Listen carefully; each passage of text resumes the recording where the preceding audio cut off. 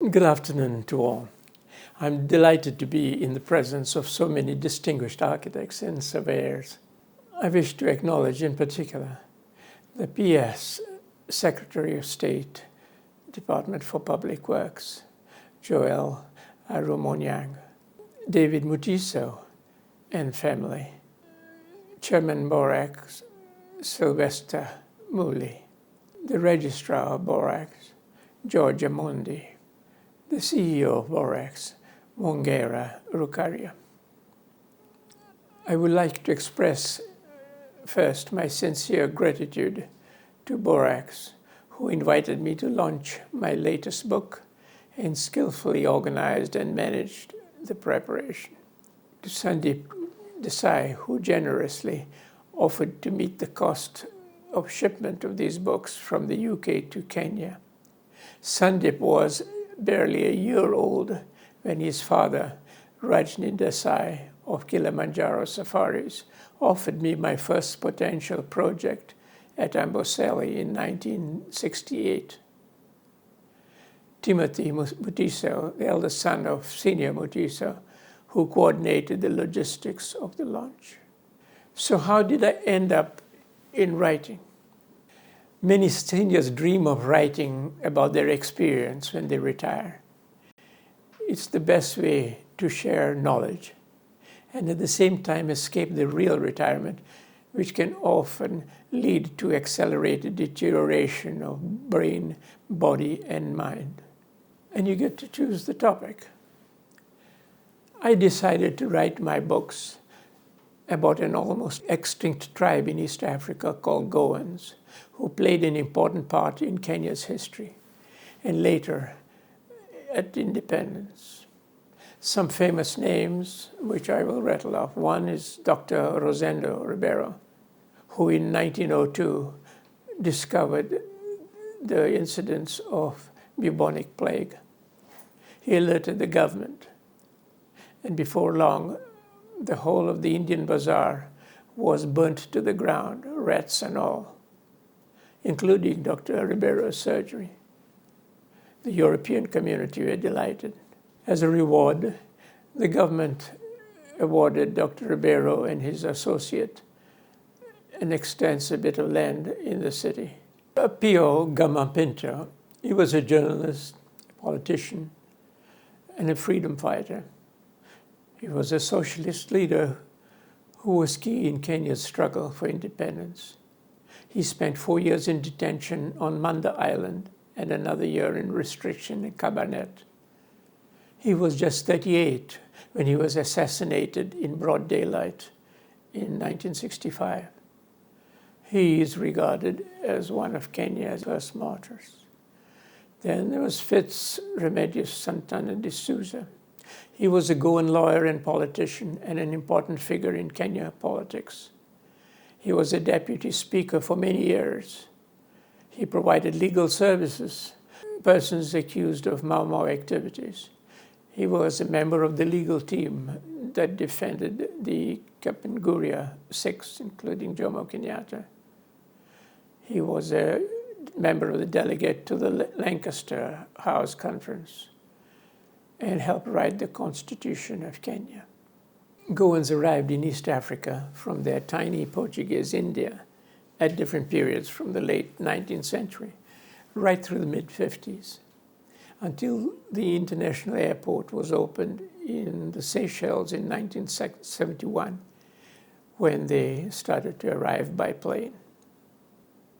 They sought economic opportunities encouraged by Britain, which was in a race with other European countries to colonize territories allocated to it at the Berlin Conference of 1884. 7 European colonial powers, of which Britain was a major player, parceled out Africa into 50 territories that did not respect traditional ethnic or cultural boundaries. In addition to bringing settlers, Britain needed administrators, accountants, bartenders and bakers, cooks and clerks, musicians and mechanics, engineers and tailors, doctors, dentists, and even domestics. Britain turned to Goa It had occupied Goa during the Napoleonic Wars between 1799 and 1813, as it feared losing access to trading posts in India, most of which were controlled by the Portuguese. Britain did not believe Portugal could resist the French on its own. They were welcomed. The Goans created no Matata. They wore Western dress, danced their native Mandau and Dulpo dances, but also the lances, the waltz, and the foxtrot. There were drawbacks. They liked their alcohol, but they hadn't met whiskey. They did not speak English or play cricket, but they were fast learners.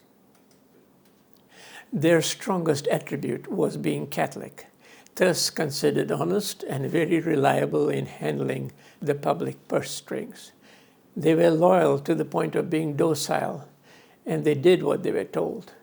Above all, compared to the cost of British labor, they could be had cheap, very much cheaper indeed.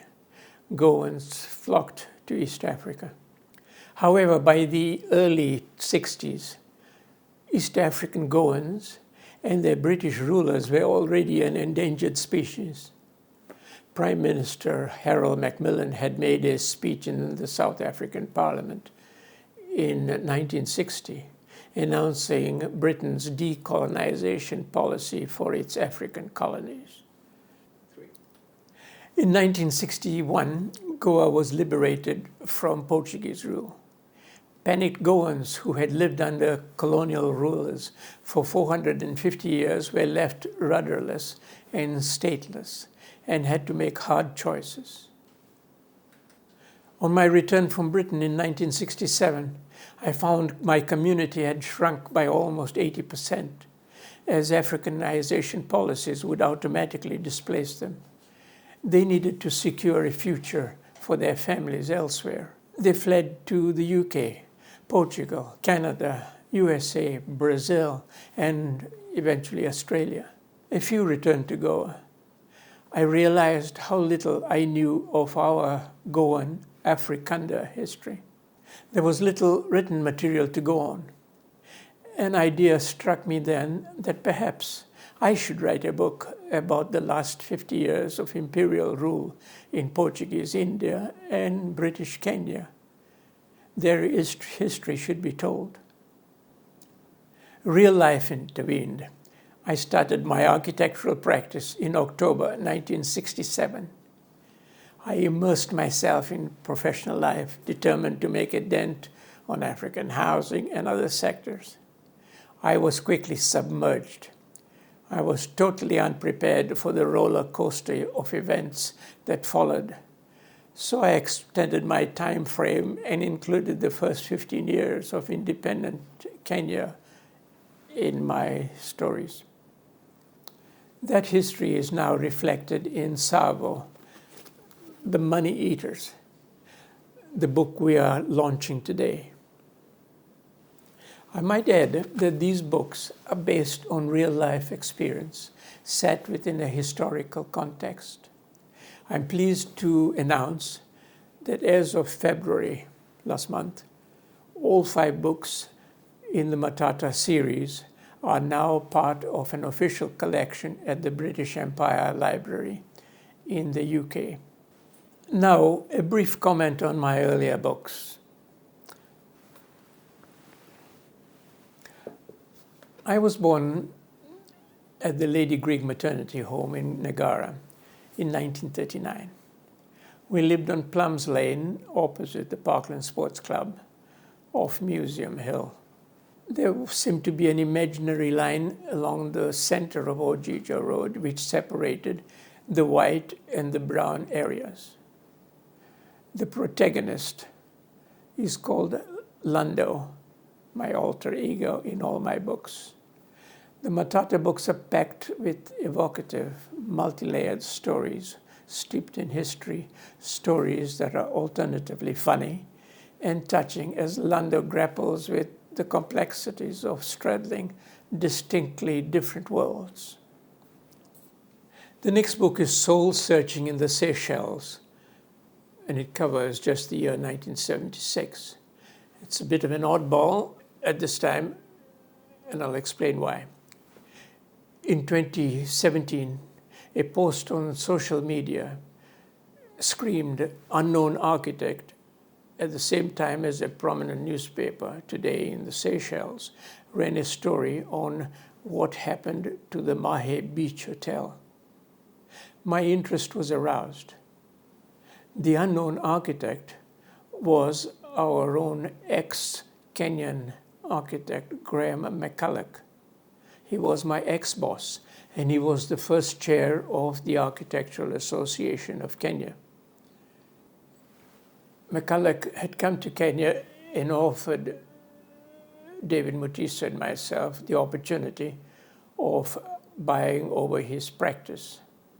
He had finished constructing the Mahe Beach Hotel. It had been operating for a couple of years, and he was moving along.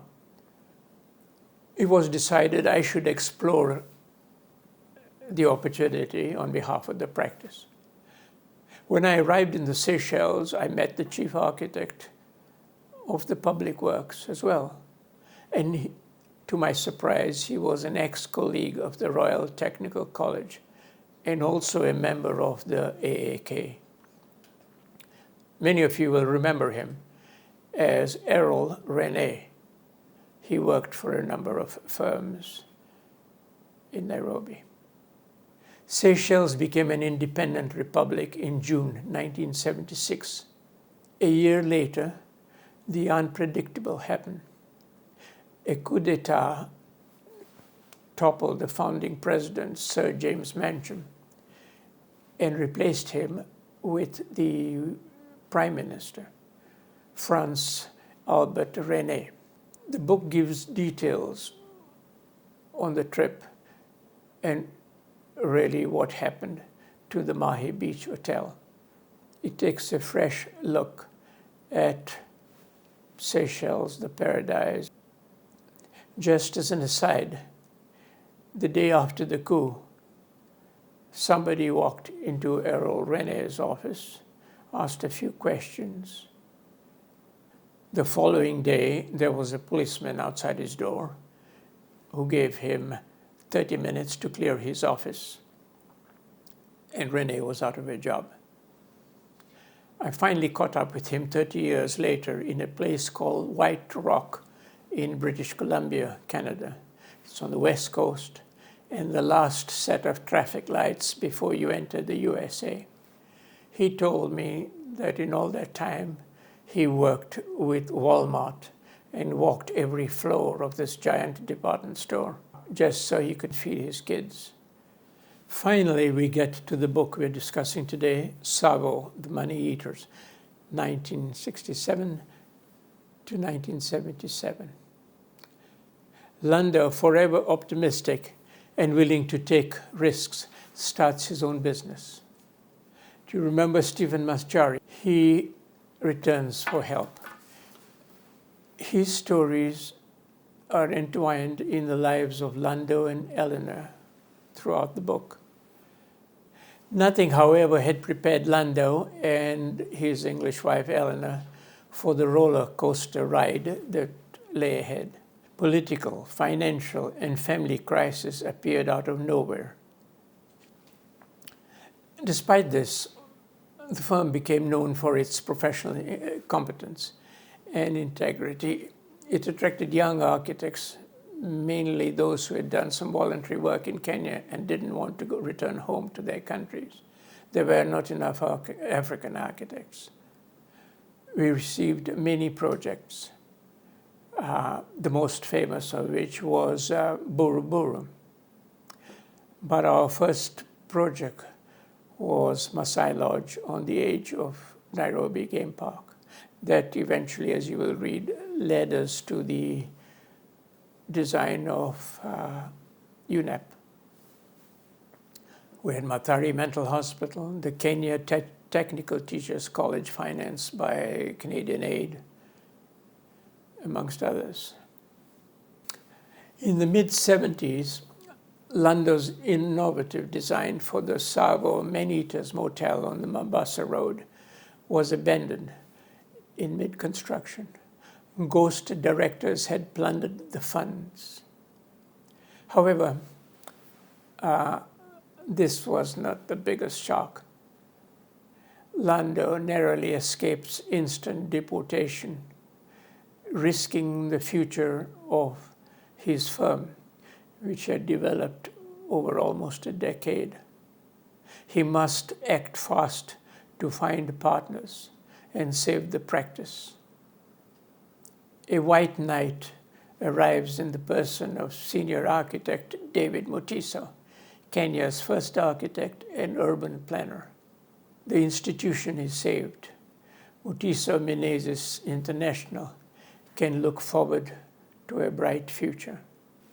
However, in 1975, a third political assassination takes place. This was the straw that broke the camel's back. Lando and Eleanor conclude that endemic corruption has engulfed their paradise. It has become too much of a personal challenge to bear. They must finally seek a future elsewhere for their family and start again. Stephen's life has also a happy resolution at that point. The undertone and the theme of this book is sadly the slow but steady growth of corruption in Kenya. The story of Stephen's adventures show how difficult it is for the average African in a society that has become tribal at that point. There is no uniform community or institutional structure that brings them all together as one group. So everybody survives within the realms of their individual communities. And the poor continue to be left out in all cases. So they congregate and they follow whoever is offering messages of hope. They attend political rallies and they are promised all sorts of things. They build up their hopes only to see them dropped. And eventually the dissatisfaction increases until at the point they lose hope. For those of you who get a chance to read the book, please follow the anecdotal recounting of Stephen's adventure.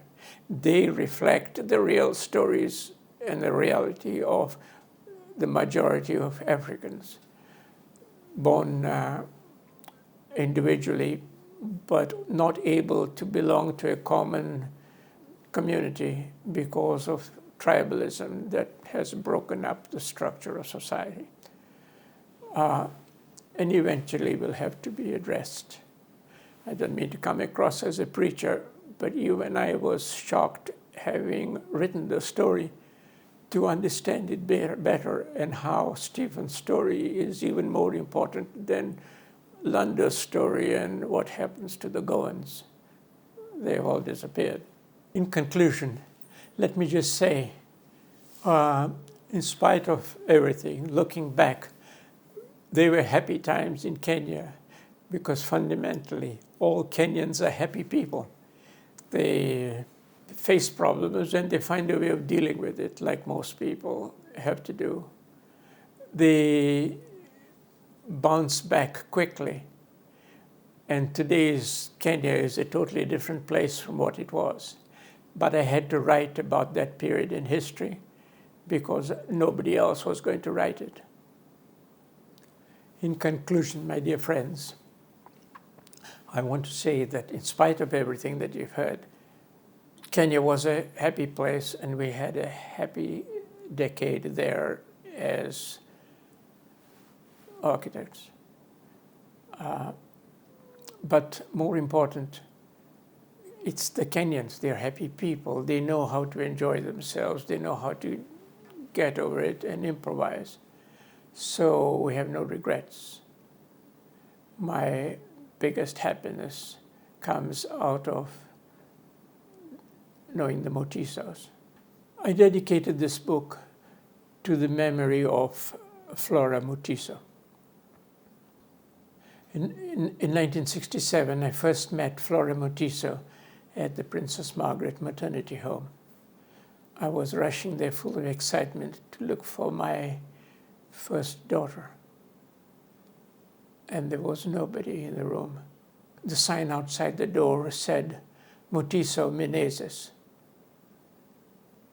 And then a voice came from behind the curtain. She said, I'm here. And she poked her head through the screen, and it was Flora. She pointed to one of the cradles, and I peeped in there, but it wasn't my baby. It was a little Mutiso called Kenya. He was 3 days old at that time.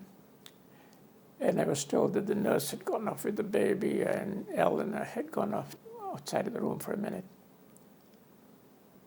But since that day, Flora Mutiso and Eleanor were very good friends, and our families. Flora has always been a guiding light to David and a beloved friend to my family. So Flora, may you rest in eternal peace and watch over your loving family from your heavenly place. Finally, I could think of no other person that I would wish to dedicate this final book than David Mutiso. My dear David, you have been like a brother, a dear friend, a professional colleague, and a solid business partner. I thank you again for your foresight, guidance, unwavering support, and invaluable contribution in creating a vision for MMI, Mutiso Menezes International, to be Kenya's best architectural firm while staying true to its core values, for nurturing a culture of trust, respect, and accountability among our staff, especially young architects, to achieve their full potential that continue to today. Thank you once again.